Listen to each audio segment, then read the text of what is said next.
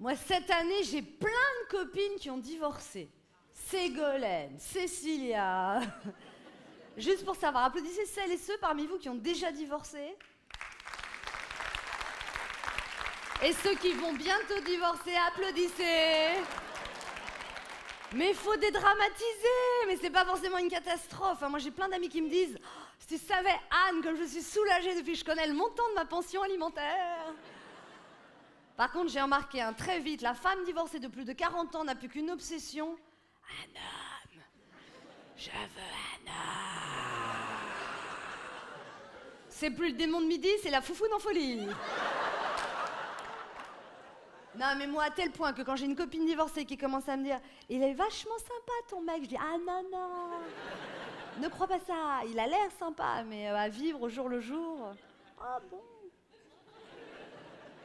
Non, mais physiquement, il est quand même bien. Ah non, non, non. C'est parce que tu vois debout tout habillé, mais tout nu sur le dos, on croirait qu'il attend des triplés. Mes copines divorcées, elles passent des heures entières à surfer sur les sites de rencontres comme Tunique, Mythique.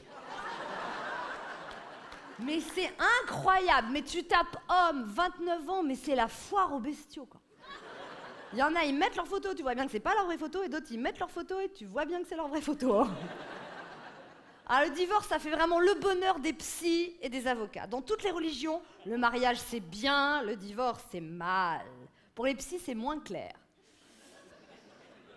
Le fait que vous soyez mal en étant marié ne veut pas dire que vous serez bien en étant divorcé. Vous serez peut-être un peu moins mal, ce qui peut être un moindre bien. Vous me suivez bien, vous me comprenez mal.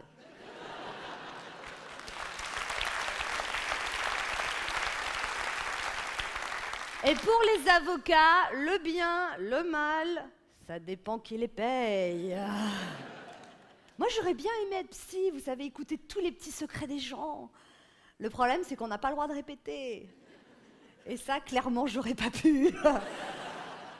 Ah non, mais je lui ai dit à mon mari, j'ai dit, écoute, le plus important dans un couple, c'est de respecter l'autre. On va essayer d'arrêter de se faire des reproches. Il me dit, de quoi on va parler?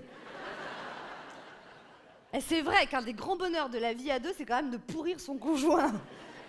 Si possible, sans se faire prendre. Par exemple, t'as le papier toilette.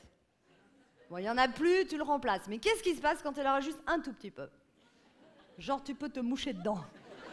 Ben là, tu peux rembobiner discrètement le rouleau. Tu vas qu'à tes occupations, t'attends un peu. Et il y a forcément un moment où tu vas entendre « Merde !»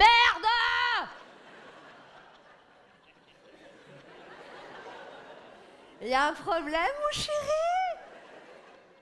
Bien sûr, je t'apporte un rouleau. Ah, il n'y en a plus!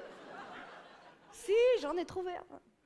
Bon là, évidemment, intervient la partie la moins agréable du processus. Ah non, c'est vrai que là, tout d'un coup, tu prends la pleine mesure de l'expression pour le meilleur et pour le pire.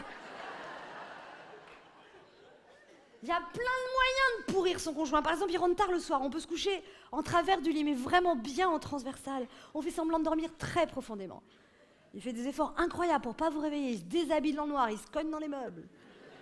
Au moment où il veut rentrer dans le lit, hop, on change de position.